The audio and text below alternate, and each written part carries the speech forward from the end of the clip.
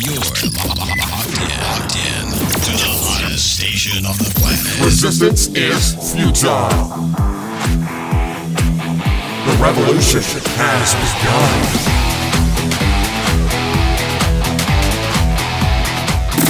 You're listening to Rebelpreneur Radio, helping you break the rules and build the business you need for the life you want. And now, broadcasting his pirate signal from somewhere beyond the status quo, here's your host, best-selling author, marketing and media strategist, Ralph Brogden. Hello and welcome to Rebelpreneur Radio, the show that helps you build the business you need so you can live the life you want. I'm Ralph Brogden, and I'm excited about today's guest because he's going to teach us the 7 drives that fuel every entrepreneur. And certainly, I think that would apply to Rebelpreneurs as well. His name is Matt Brauning. He is a 2-time best-selling author, a master trainer of NLP, and he was a self-made millionaire by 25 years old. He speaks and produces workshops all over the world, from the U.S. to Australia, New Zealand, and the U.K. And he's host of a marketing podcast, one of the top 10 iTunes podcasts in that category, called The Purpose-Driven Entrepreneur. He's filmed in the movie The Journey with Tracy and Bob Proctor. He was mentored by Tony Robbins. Matt is just a good all-around superhero who is going to teach you how to be a superhero in your business and in your life and how to tap into that success. So, Matt, welcome to Rebelpreneur Radio. Hey, Ralph, thank you so much for having me. I'm having a blast because 2 of my favorite things are leadership and superheroes. Well, that's really neat because as it so happens, a lot of the books on my shelf are about leadership, and I often turn to heroes to try to figure out how we should be in our life, in our business, and how we can be more superhero-like in our endeavors. You take a little bit different approach. You describe how not to be, and you've identified some of the weaknesses in those superheroes. Tell us a little bit more about that. Yeah, it's funny. I think most people think that although superheroes, right, they're great at saving the world all by themselves, they actually make terrible leaders. What the villains have more superhero traits than the superheroes oftentimes. So what I found is as I watch through all my favorite movies with my son, I find there's 5 superhero traits that I believe every leader must avoid. Number 1 is a Spider-Man snafu. So Spider-Man always believed he had to hide behind a mask. Right? You have to hide behind a mask and you can't let people know who you really are. You have to be too mysterious. As a leader, you can never be too mysterious. If you're too mysterious, what'll happen is people can't connect with you the same. So I always say, don't walk around with a mask. Don't try to be different or better than you are. Take it off and be authentic. Let people know who you really are. Interesting. Now, some people are going to say, well, I'm more introverted. I like to keep things private, and opening up myself is going to put me at risk. People are going to see all the bad things about me, and that's a risk to my leadership. How do you respond to that? I'd say that's exactly right. It's a risk to being judged. It's not a risk to your leadership. Because the truth is, when people, I always say, never trust a leader without a limp. If you show up as a, right, if a leader shows up and pretends like everything is okay, you can't trust that because something's going on under the surface. So again, don't try to be thinking you have to be all things to all people. Take the mask off. Be authentic, and what'll happen is today, the number 1 thing in surveys that team members are looking for is authenticity.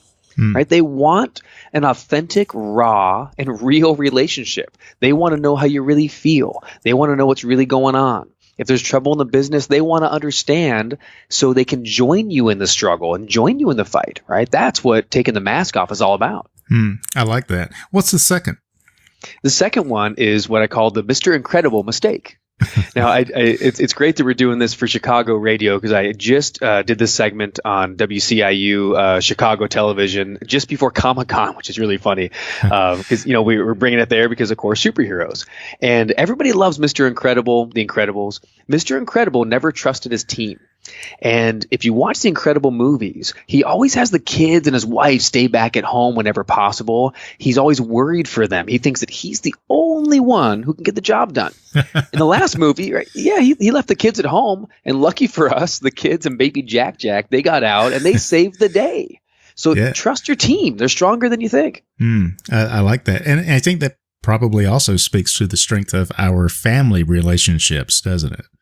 It's absolutely right. I think it goes beyond just business where, I'm married with a son, and I need to trust that my son is stronger than I think, that he can handle falling down. He can handle going to second grade on his own.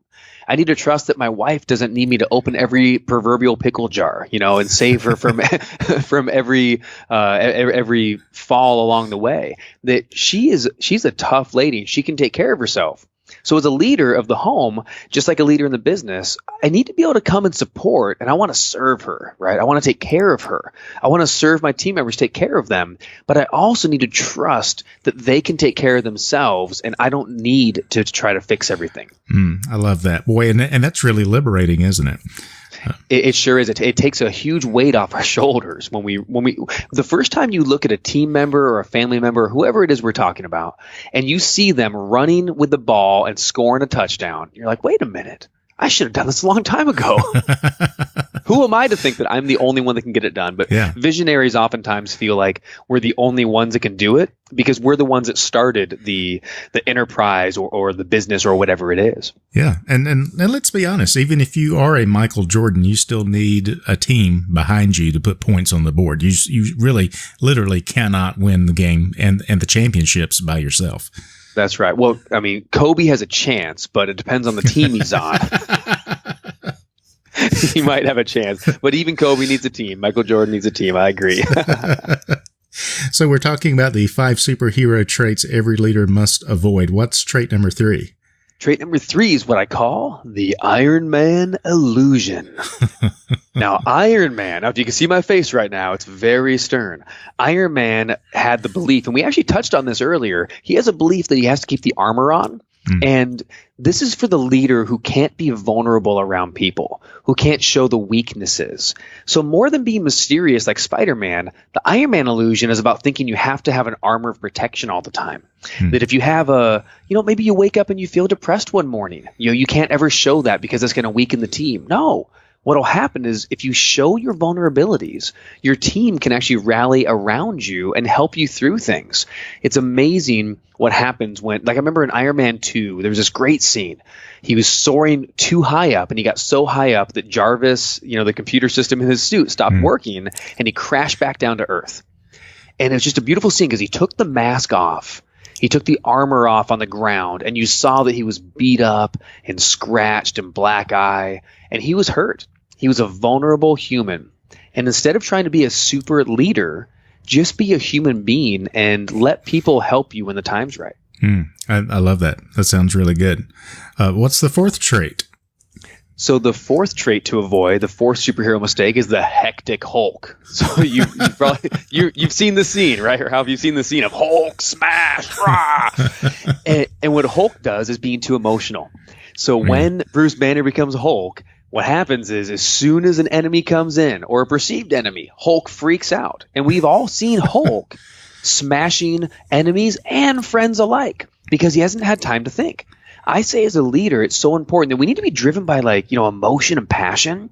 But at the same time, we need to be willing to stop and think things through. Right? Especially if you feel an emotion. We've all written that email that we got halfway through and went, ooh, this is sounding a little too mean. Delete, and we rewrite because we're responding emotionally. A good leader can't afford to respond emotionally. You can bring emotions, but you need to take the time to think it through. You avoid a lot of stupid mistakes. Yeah, I think this is a good and a necessary balance between the being authentic and going overboard with your emotional outbreaks in a way that is unhealthy and is unsustainable. You're saying that we need to find the balance there and not go Incredible Hulk on everybody all at once. Don't go Incredible Hulk. Instead, save your emotion for a passionate story you want to tell. Save your emotion for when you have a new product line or a new customer that you want to reach, and bring that emotion to the team as you say, look what we're going to do. I'm so excited about this. Save the emotional reaction for the positive and for the vision, but don't have it for the reactions to things. Interesting.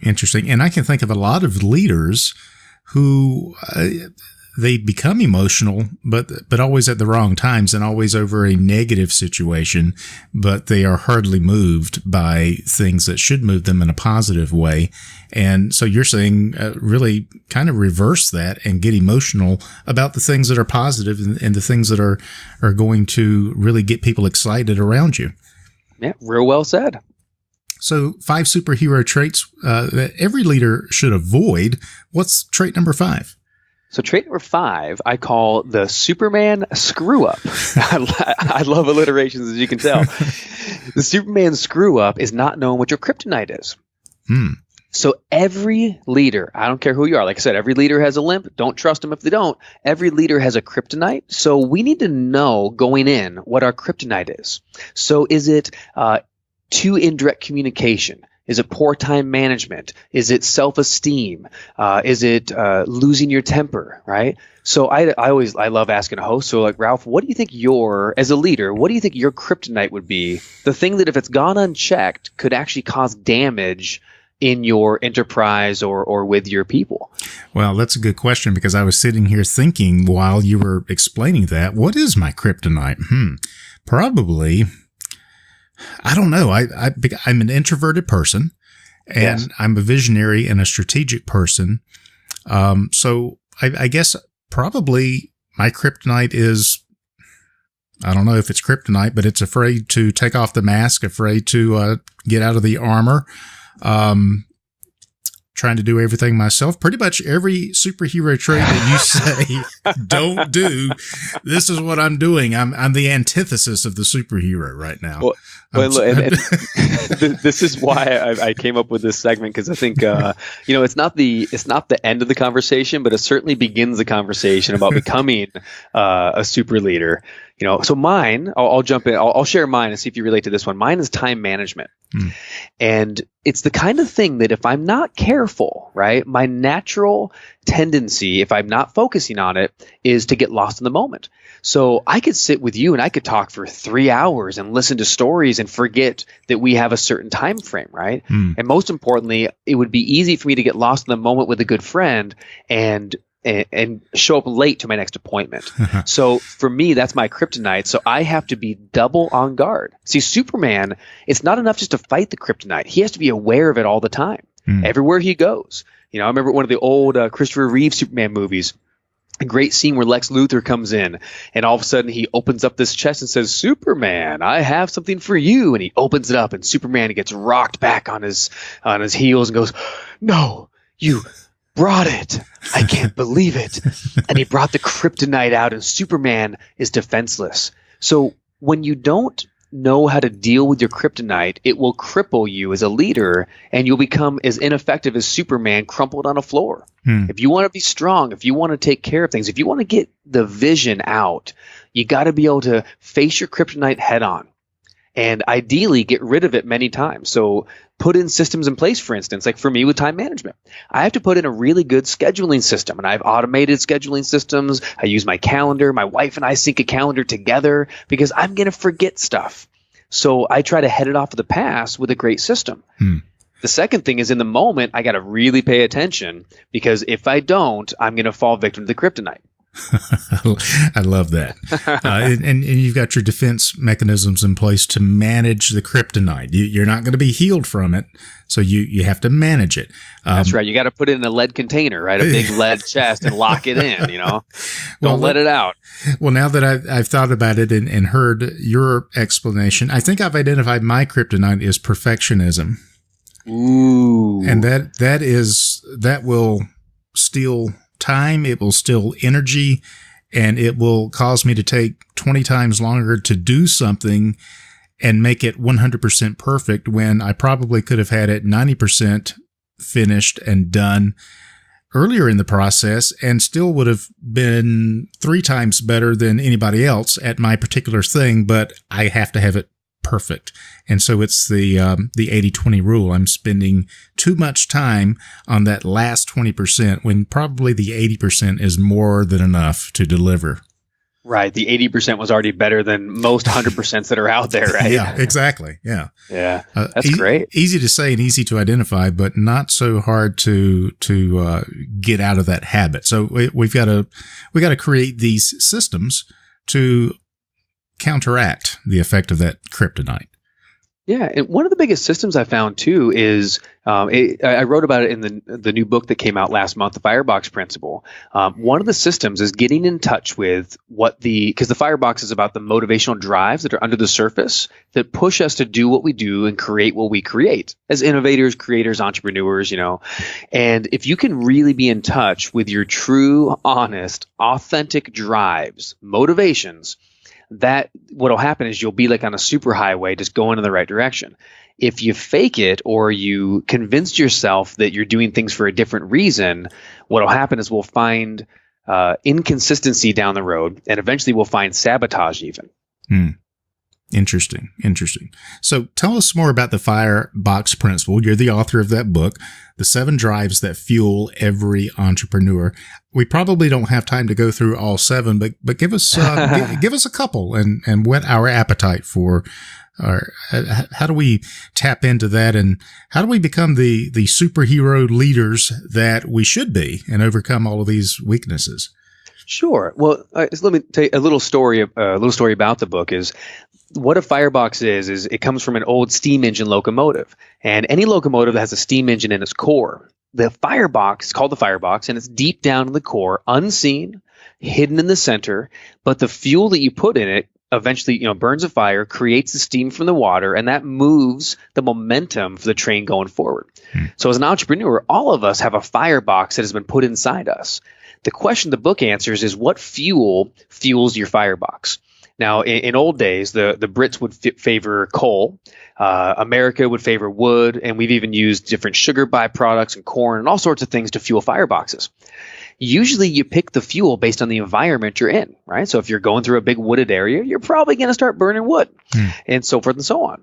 So what I answer with the firebox is I realize there's 7 different fuels that drive and fuel us as visionaries. And I'll call it visionaries because whether it's a nonprofit, a business, a ministry, a blog, a podcast, you're a coach, a speaker, an author, whatever it is, there's something inside us, an artist. We have something that we want to bring to the world. We have a message, we have a vision, and we want to make it happen.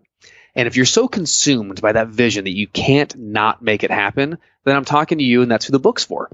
The 7 drives are about getting in touch with what is the driving fuel for that particular vision.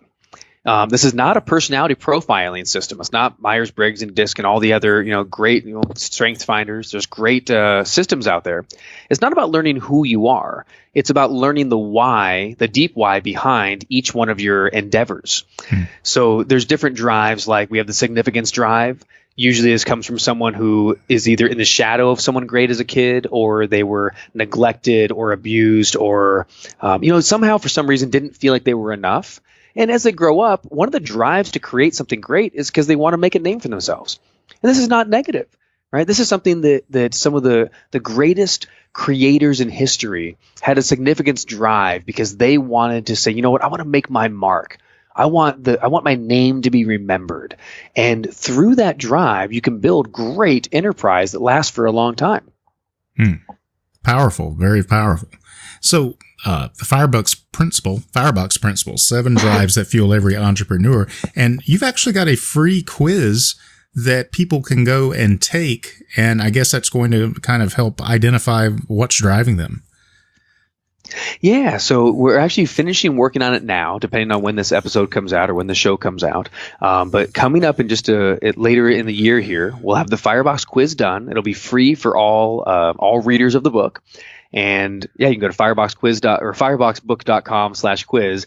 And what it'll do is it'll actually give you it'll be about 5 minutes and give you a ranking of your primary and secondary and so forth of your drives.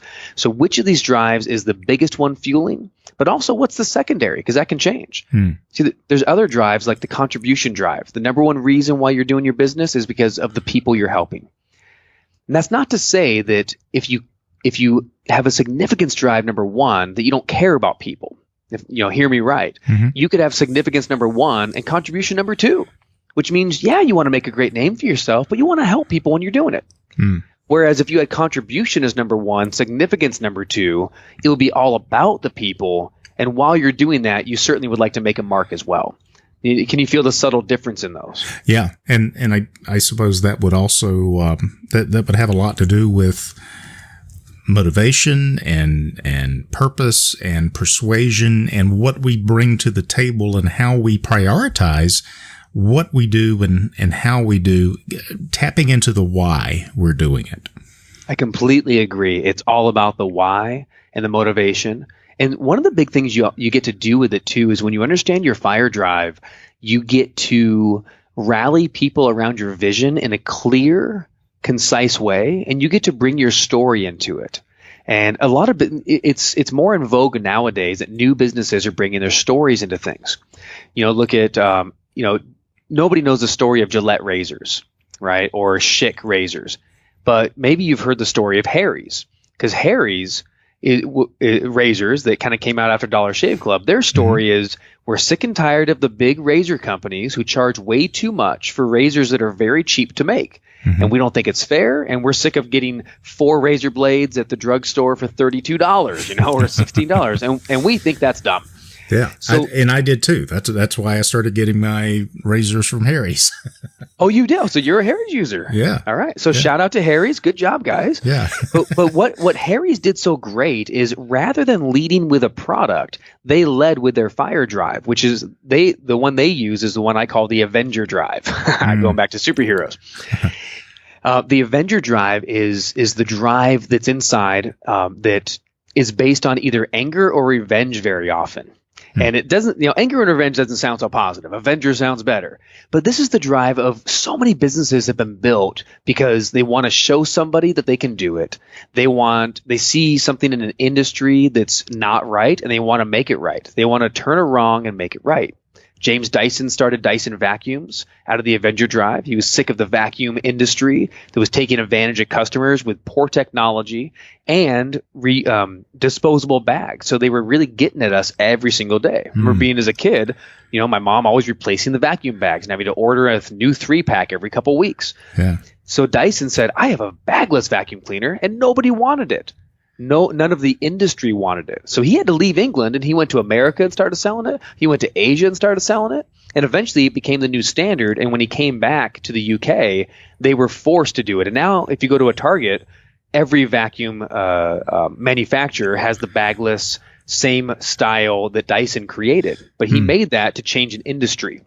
Well, that's really good. And that taps right into the heart of the idea behind the Rebelpreneur. Everyone else is doing business a certain way. We're going to come in and disrupt that. And that's going to be our strategic advantage. So Harry's is a good example. Dyson is a good example. All of these are really excellent examples. And I encourage our listeners to check out more about Matt Brauning at fireboxbook.com. And, Matt, you're also a speaker. In the time that we have left, just a few minutes, tell us more about your speaking and your workshops, and what are you doing as you're traveling around the world, sharing your message with people? Wow, thank you so much. So, I've been an entrepreneur for 16 years, and for the last 12 years, I've been running personal development workshops using a technology called neuro-linguistic programming, which is NLP for short. And neuro-linguistic programming, in simple terms, is simply leveraging the language of the mind, how our mind already speaks to us and how our mind creates patterns to consistently achieve your desired outcomes. So in super short, if you put it on a bumper sticker, it's use your mind to change your habits. If you use your mind the way your mind already works to change your daily habits, that will affect all of your goals, your outcomes, your results, and every behavior you have. So all of our workshops are all about how to leverage NLP to shift and change. Everyone, I believe, has either a habit that they want to begin doing that they're not doing, like getting up early, working out, eating healthy, etc. And everybody, if they're honest, has a habit that they're doing they should probably stop. Maybe it's donuts, maybe it's smoking, maybe it's sleeping in, maybe it's procrastination, whatever that might be. So we have a great workshop called Accelerate, EXC. Accelerate is really cool, and it's a 3-day workshop that I do all across the U.S. I've done them actually all over the world, from Australia, New Zealand, Fiji, UK, you name it. And it's all about having a group of people together and just using NLP. We teach some of the techniques, and then we take the group through techniques to shift and change habits, attitudes, behaviors, and even our deep unconscious values if they're conflicted. I know I said a lot in there, but it's all about changing habits and attitudes. Well, positive change through changing your mind. You can change every area of your life. So I like that. That's awesome. So this has been good, and I want to make sure that we get people to your website. It's mattbrauning.com, and that's spelled Matt, M-A-T-T, BRAUNING.com. Is that correct? That is correct. Perfect. And on that website, that's where you can find, I love doing corporate keynotes. I love speaking at companies, spoken at all sorts of companies from YMCA to US Bank. That's a lot of fun. And then running, of course, private NLP workshops. And then feel free to pick up the book. I'm doing the media tour right now, doing television, radio, and podcasts, and having a blast. So thank you so much for having me on this. Oh, it's been a pleasure to have you. Matt Brauning is a 2-time best-selling author, and just recently the author of the Firebox Principle, The 7 Drives That Fuel Every Entrepreneur. Is a speaker and a master trainer of NLP. You can find out more about Matt at mattbrauning.com.